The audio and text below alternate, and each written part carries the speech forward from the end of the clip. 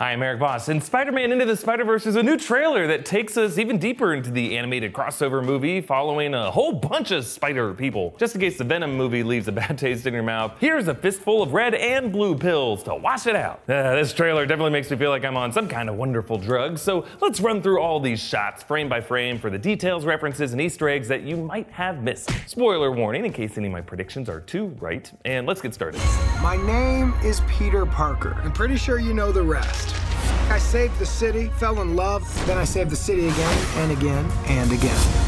Look, I'm a comic book, a cereal, I did a Christmas album, and a so-so popsicle. Okay, this first section introduces us to the Peter Parker we're familiar with, specifically the Tobey Maguire version from the Sam Raimi movies. Notice how these opening shots all depict moments from those movies. The train stop from Spider-Man 2, the kiss from the first movie, and the car crash into the cafe from Spider-Man 2. Remember that? When Doc Ock thought it'd be a good idea to tell Peter Parker to deliver a message to Spider-Man after throwing a car at him? This Spider-Man is voiced by Jake Johnson. He's looking like the Spider-Man from the normal Earth 616. Or maybe with these Raimi references, a different Spider-Man related to that Raimi universe. Then we see more vignettes of Spider-Man's past heroics, and I just love the animation style that we've been seeing in these trailers. Director and producers Phil Lord and Chris Miller wanted this movie to feel like a living painting, like you walked into a comic book. Apparently, this movie has used the largest staff of animators ever for the studio. And you can see that attention to detail with these printer dots, kind of like the ones you'd see if you look closely at the pages of a comic book, as well as these impact lines to convey action and movement, even though those aren't really needed for an animated feature. And little detail here, I like how those images are depicted like a comic book, with webbing forming the frame of the lines. And of course, many of these scenes show Spider-Man villains. He's fighting Scorpion there in the upper left, as well as Doc Ock and the Lizard. The comic book Peter mentions is a real-life Spider-Man cover, The Amazing Spider-Man issue 186, though they changed the title to True Life Tales. This Spidey-O's cereal could be a nod to the Spider-Man cereal from the 90s that promoted the Spider-Man animated series, and this melted, gooey Spider-Man popsicle was actually a picture taken of a real-life popsicle from the film's staff. And the titles on this Christmas album are all great. Spidey, It's Cold Outside, Swinging Around the Mistletoe, Silent Night, You're Welcome, Joy to the World, That I Just Saved, Spidey the Snowman, It's Beginning to Look Like a Non-Denominational Holiday, and Ave Maria. I guess there's no joke on that one. I suppose it's just too beautiful. Moving on. But this isn't about me. Not anymore. Spider-Man swings in once a day, zip zap zop in his little mask, and answers to no one. I love you, Miles.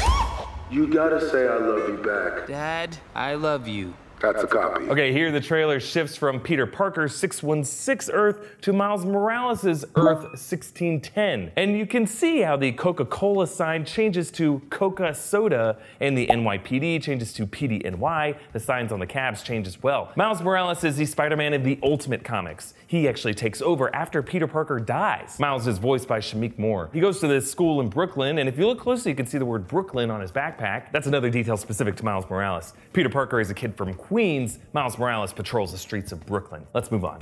My name is Miles Morales. Brooklyn! I'm the one and only Spider-Man. At least that's what I thought.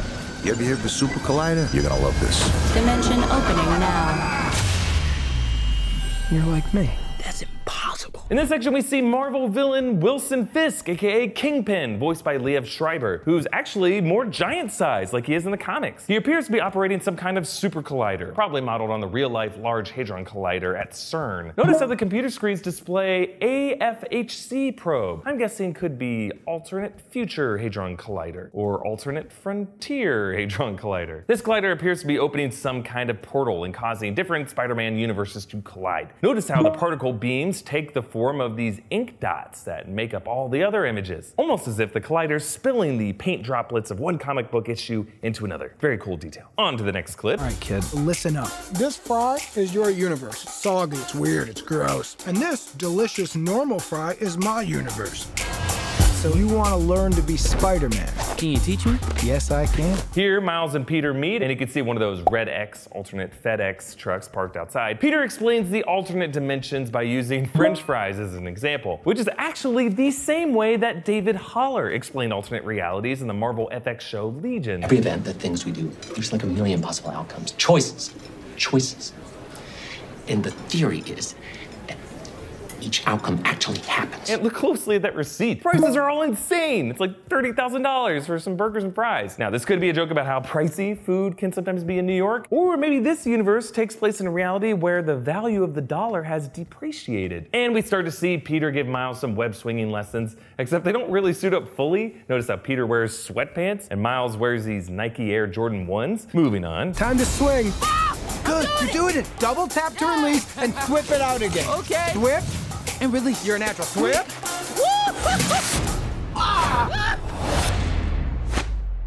Hey guys, Who are you? I'm Gwen Stacy. Okay, as Peter and Miles swing through the trees, I like how Peter tells him to double tap the web shooter to release, as if it's a button on a video game controller. And he says thwip as we see the action word thwip appear. And we meet Gwen Stacy, aka Spider-Gwen. She's from Earth 65, a reality where she gets bitten by a radioactive spider and Peter Parker becomes the lizard. She's voiced by Haley Steinfeld, the actress from Bumblebee. Notice how when she lands, she wears ballet slippers and she lands on point. Woof, not an easy way to land, especially on a tree branch. Let's move on.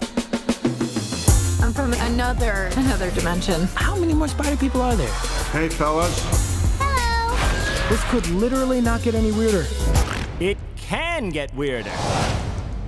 Okay. Okay, after we see Gwen drumming, she actually plays in a band called the Mary Janes in the comics. We meet the rest of the Spider people. First, there's Spider-Man Noir from Earth 90214. He comes from a darker, crime-ridden world where he uses guns, he actually kills people. He's voiced by Nicolas Cage. And he wears a fedora here, though Spider-Man Noir doesn't normally have one of those in the comics. Next is Peni Parker from Earth 14512. She gets adopted by Uncle Ben and Aunt May, and she pilots the mech SP//DR robot, a spider robot. She's voiced by Kimiko Glenn. And notice how the animation changes with her. In the comics, Penny's aesthetic was more of an homage to 90s seinen manga, kind of what Akira was, but here she looks more like the traditional Kappa Mikey style, sort of the aesthetic you see with Sailor Moon and Hello Kitty. Her droid lands in this sort of Peter Parker bat cave, or spider cave, where you can see what looks like a Spider-Man skateboard, and a black and white portrait signed by somebody important, probably. Behind Peter's Aunt May, voiced by Lily Tomlin, and behind her, very interesting Easter egg if you look closely, is the Spider-Man suit from the recent Insomniac PS4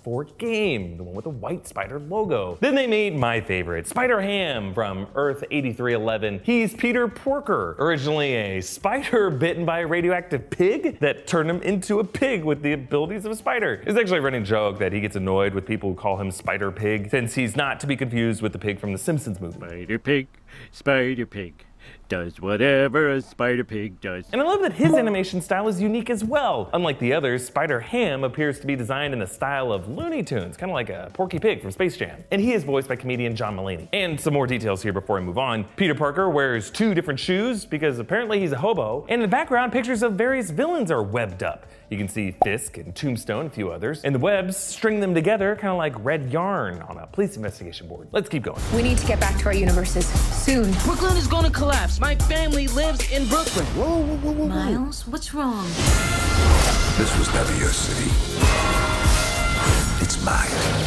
Here, the various spider people are in Miles' room, where later on the wall you can actually see a poster for Chance the Rapper's mixtape coloring book. And there's another shot of Spider-Gwen landing once again on point, and some shots of Brooklyn and some kind of interdimensional chaos. It looks like shards of different colored animation pixels are terraforming the buildings, as though the realities being merged together is actually destroying them. Then Miles sits with his uncle Aaron, who's Aaron Davis, aka the Prowler, whom we see chasing Miles with shoes that allow him to walk on vertical surfaces. He's voiced by Mahershala Ali. In the live-action MCU, Donald Glover plays Aaron Davis. And we see other villains as well, Fisk, and then Scorpion and Tombstone fighting Miles and Spider-Man Noir and Penny in the house. And we get a shot of this character. Now this is Green Goblin. I know he appears in monster form. That's actually his appearance in the Ultimate Comics. Moving on. If I don't destroy the collider, none of us will have a home to go home to. Remember, what makes you different Let's go. is what makes you Spider-Man. Officer, I love you. Wait, what? Okay, in this clip, there's a shot of Miles in his room, and I just love the detail of the Spider-Man webbing hanging from his bed. But notice this blue glow in his hands. That could be a nod to the bioelectric energy that comes out of his fingers in the comics, though there it's more of a yellow color. And there's a lot of quick cut action here with Miles fighting Green Goblin, and it all leads to a callback to this great I love you exchange with his father. So let's move on to the final section. That way. Other way. Do animals talk in this dimension? Because I don't want to freak them out.